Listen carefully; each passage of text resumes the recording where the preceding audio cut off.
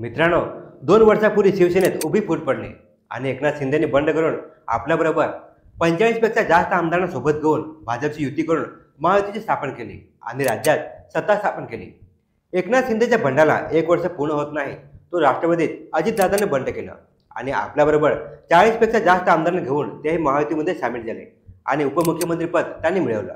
म्हणजे आता महायुतीमध्ये एकूण 3 पक्ष आहेत आणि जागा वाटपात ज्या मतदारसंघात ज्या पक्षाचा आमदार किंवा खासदार असेल त्याला त्या ठिकाणी उमेदवारी दिली जाईल असं फिक्स करण्यात आलं।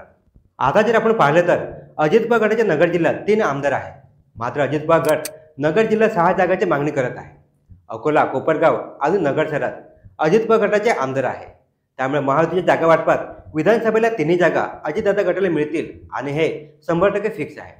पण गेल्या 2 दिवसापासून अजितदादा गट पारनेर, श्रीगोंदा आणि राहुरीची जागाही आम्हालाच मिळावी यासाठी आग्रही आहे आणि त्यासाठी जिल्हा कार्यकारिणीनेही दबाव आणण्याचे आता बोललं जात आहे। श्रीगोंदा मतदारसंघातील साकार सम्राट म्हणून ओळखले जाणारे नागवडे कुटुंब हे अजितदादा गटात आहे आणि ते विधानसभेसाठी इच्छुक आहे, त्यामुळे कुठे ना कुठे अजित पवार गट श्रीगोंदाच्या जागेसाठी आग्रही आहेत हे आपण समजू शकतो। पण पारनेर आणि राहुरीच्या जागेसाठी अजितदादा गटाचा आग्रह का आहे हे आपल्या समजण्याच्या पलीकडे आहे।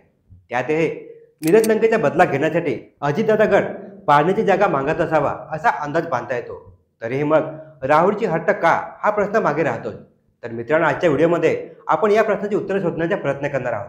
नमस्कार मित्रांनो, मी उमेश आणि आपण पाहतात आपलं लाडकं यूट्यूब चॅनल मराठी कट्टा। मित्रांनो, सर्वात आधी तर अजित पवार आणि राहुरीचे काय नातं आहे ते आपण समजून घेऊया। तर राहुरी तालुक्यातील देवळाई आणि प्रवरा हे अजित पवारचे आजोळ म्हणजे आईचे गाव आहे। माजी आमदार चंद्रशेखर कदम हे अजितदादाचे मामे भाऊ। पवार कुटुंब यापूर्वी काँग्रेसमध्ये होते आणि त्यानंतर राष्ट्रवादीची स्थापना झाली आणि आता पवार कुटुंब राष्ट्रवादीत आहे। पण महत्त्वाची गोष्ट म्हणजे देवळाईचे कदम कुटुंब मात्र कट्टर भाजप विचारसरणीचे आहे। 2 ते 3 पिढ्यापासून कदम कुटुंबाच्या राष्ट्रीय स्वयंसेवक संघाचे संबंध आहे। अजित पवारचे मामा कैलासवासी अण्णासाहेब कदम हे संघाच्या विचारसरणीचे होते।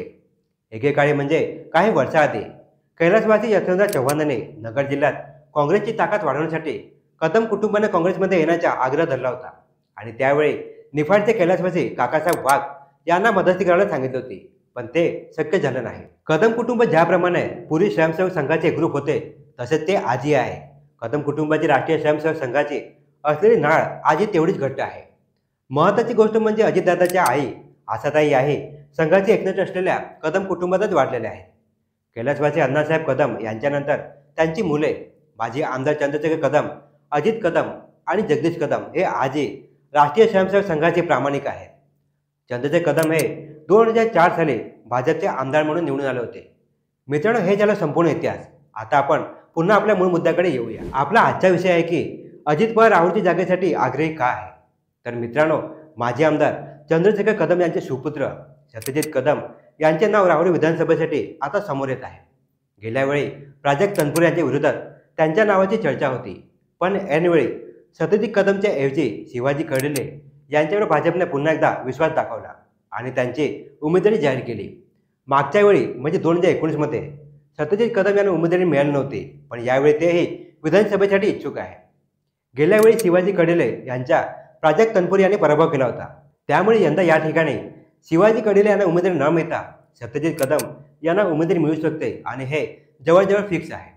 आणि दुसरी महत्त्वाची गोष्ट म्हणजे या ठिकाणचे विद्यमान आमदार हे राष्ट्रवादी पक्षाचे म्हणजे शरद पवार गटाचे आहेत, त्यामुळे या ठिकाणची सीट ही महायुतीकडून अजितदादाला मिळू शकते आणि यासाठी ही सीट जर अजित पवार गटाकडे आल्यास सत्यजित कदम यांना राष्ट्रवादी प्रवेश देऊन त्यांना तिकीट देण्याचे प्लॅन अजितदादाचे असू शकते। पण 2 पिढ्या भाजपचे कट्टर असणारा कदम कुटुंब यावेळी अजितदादाकडे येईल का हा खरा प्रश्न आहे। पण ही जागा अजितदादा गटालाच गेले तर आतेभाऊ आणि मामेभाऊ या नात्याने सत्यजित कदम हे यावेळी अजितदादासोबत येण्याची शक्यता ही आता वर्तवली जात आहे। मित्रांनो, अजितदादा राहुरीची जागा का मागत आहे याला अजून एक कारण असू शकतं आणि ते म्हणजे राष्ट्रवादी फूट पडल्यानंतर अजित पवारांसोबत खांद्याला खांदा लावून एकत्र काम करणारे जयंत पाटील यांनी शरद पवारांना साथ दिली आणि त्यामुळे लहान लहान गोष्टीतही अजित पवार आणि जयंत पाटील यांच्यात वाद सुरू असतात आणि हे उभ्या महाराष्ट्राला माहीत आहे। जयंत पाटील हे सध्या पवारसाहेबांचे राईट हँड म्हणून समजले जातात। लोकसभा निवडणुकीत शरद पवार गटाने जो करिश्मा केला त्यामागे जयंत पाटलाचे प्रयत्न होते हे सर्वश्रुत आहे। यामुळे येणाऱ्या विधानसभेला यश मिळवण्यासाठी जयंत पाटलांना रोखणं अजितदादासाठी खूप गरजेचे आहे आता मित्रांनो, तुम्हाला प्रश्न पडला असेल की राहुरी आणि जयंत पाटलाचा काय बरं संबंध आहे. तर मित्रांनो, संबंध खूप मोठा आहे. राहुरीचे विद्यमान आमदार प्राजक्त तनपुरे हे जयंत पाटलाचे सख्खे भाचे आहेत. त्यामुळे भाच्याचा पराभव करून मामाची ताकद कमी करायची असा हे प्लॅन कदाचित दादा यांचा असू शकतो. प्राजक्त तनपुरे यांचा पराभव म्हणजे जयंत पाटलाचा पराभव असणार आहे. त्यामुळे कदाचित अजित पवार गट राहुरीच्या जागेसाठी आग्रही असावा असं म्हटलं जात आहे. मित्रांनो, अकोला, कोपरगाव आणि नगर शहर या ठिकाणी अजित पवार गटाचे आमदार आहेत. त्यामुळे विधानसभेला महायुतीकडून या तिन्ही जागा अजितदादालाच मिळणार हे 100% फिक्स आहे. पण या जागेव्यतिरिक्त पारनेर, श्रीगोंदा आणि राहुरी या 3 जागेसाठी अजित पवार गट आग्रही का आहेत हे आपण थोडक्यात त्याचा आढावा घेण्याचा प्रयत्न केला आहे. पण मित्रांनो, या व्यतिरिक्त तुमचे मत काय आहे? तुमचे मत आम्हाला कमेंट करून नक्की सांगा. आणि व्हिडिओ जर आवडला असेल व्हिडिओला लाईक आणि शेअर करायला विसरू नका. आणि असाच महत्त्वपूर्ण व्हिडिओ पाहण्यासाठी मराठी कट्टा या चॅनलला सबस्क्राईब करायला विसरू नका. धन्यवाद.